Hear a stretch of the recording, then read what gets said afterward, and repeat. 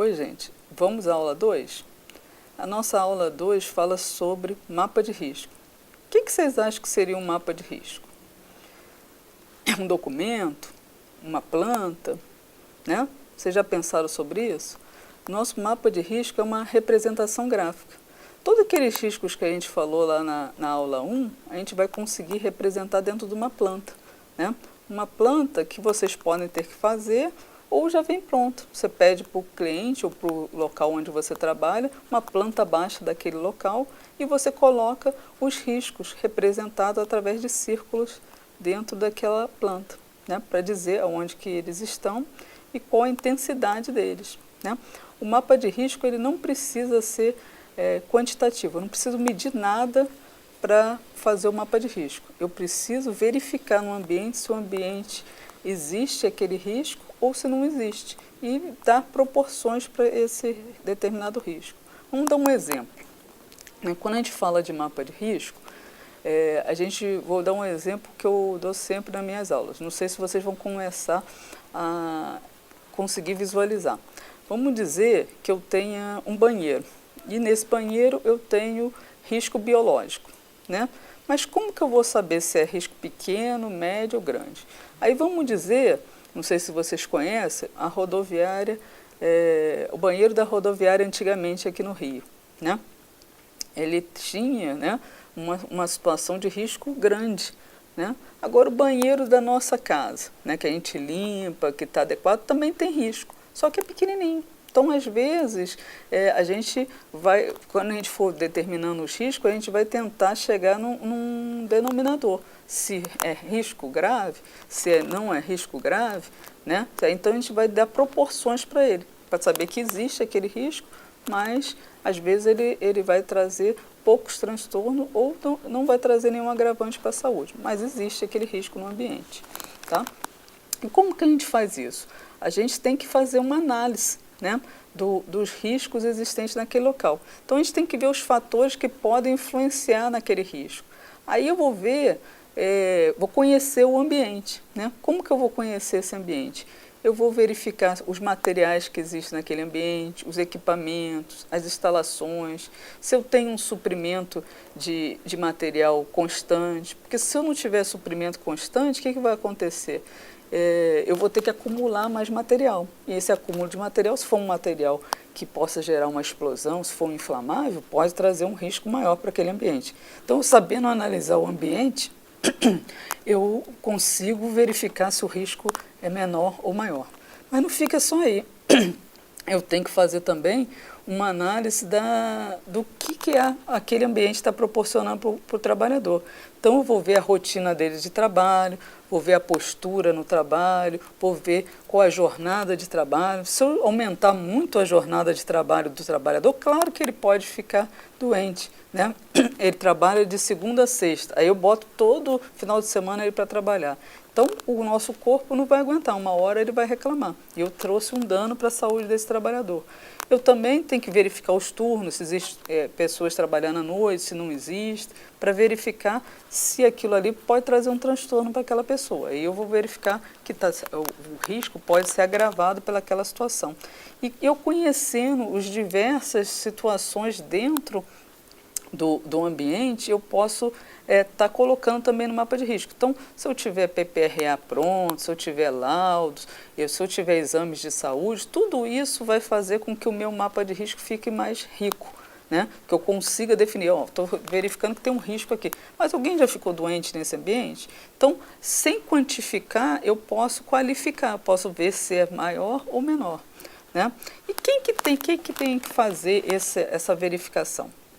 Quem é responsável pelo mapa de risco, gente, é a CIPA.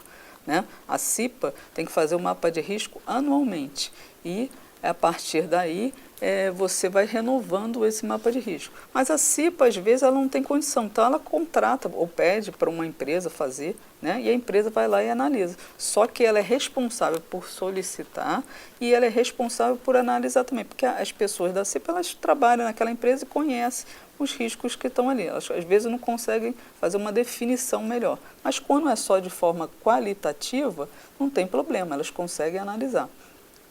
Vou abrir um parênteses aqui. Eu falei sobre CIPA, né? CIPA é a Comissão Interna de Prevenção de Acidente. Quem que forma a CIPA? Somos nós, do SESMIT? Né? Não. A CIPA é formada por pessoas leigas, funcionários da empresa, que são eleitos ou que são designados pelo empregador. Né? Mas são pessoas que conhecem o ambiente, são pessoas que podem nos orientar sobre uma determinada situação que está ocorrendo e a gente sim aí vai avaliar se o risco está causando ou não danos à saúde da pessoa. Mas ela sabe o que está acontecendo naquele ambiente, então é importantíssimo. E ela faz o mapa de risco, porque anualmente eu tenho que ter a eleição ou reeleição da CIPA. Então, anualmente, eu vou tá dando um novo mapa de risco para aquele determinado local. Tá ok? A gente já falou como que a gente vai analisar, quem é responsável. Agora, vamos ver como que a gente coloca isso no papel. Então, eu estou mostrando aqui na tela agora um mapa de risco. Então, como que a gente vai estar analisando isso? Eu tenho que saber, primeira coisa, qual o risco que está nesse determinado local. Então, a gente tem uma forma de representar o risco, através de círculos. Né? Então, os círculos têm as suas proporções. Primeira coisa que a gente tem que notar é que você tem que saber se ele é pequeno, médio e grande, através desse círculo. Então, tem uma proporção. Eu tenho que o círculo pequeno, se você der um diâmetro dele de 1, você tem que o círculo médio tem que ser 2, o diâmetro de 2, e o círculo grande, o diâmetro de 4. Então, quando eu olhar para a planta, eu vou saber se é grande, médio ou pequeno. E eu também posso botar isso na legenda, para ficar mais fácil da pessoa observar. Mas os tamanhos têm que ser característicos, eu tenho uma forma de fazer isso. Outra coisa que eu vou fazer também é representar pelas cores. Então, o mapa de risco, eu represento aqueles riscos todos que a gente viu lá na aula 1, através de cores. O risco físico é verde, o risco químico é vermelho, o risco biológico é marrom, o risco ergonômico é amarelo, o risco de acidente é azul. Então, através desse quadro que está sendo projetado agora, vocês conseguem visualizar todos os riscos e as cores dele.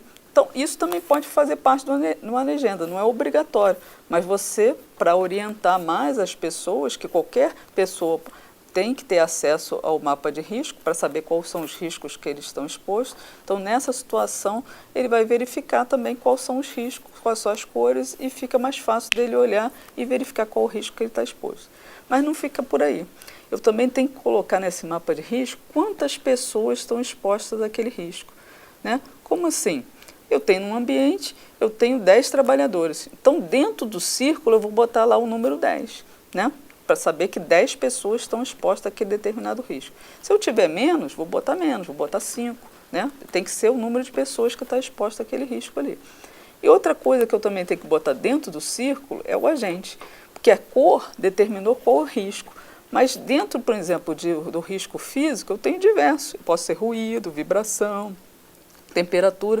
Então, eu vou colocar lá dentro do mapa do círculo, aliás, o nome, né, do agente. Então, eu vou botar verde, né, e vou botar ruído.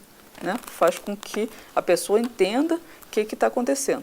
Vocês vão ver diversos tipos de mapa de risco e, às vezes, não com as características que são obrigatórias. Às vezes, você vai ver mais um número lá, aí são 2. Aí você tem que botar na legenda, porque senão confunde com o número de pessoas que estão expostas e com o agente, porque você pode fazer uma legenda e numerar, mas não é o correto. O correto é você colocar lá dentro o agente que está ali naquele ambiente.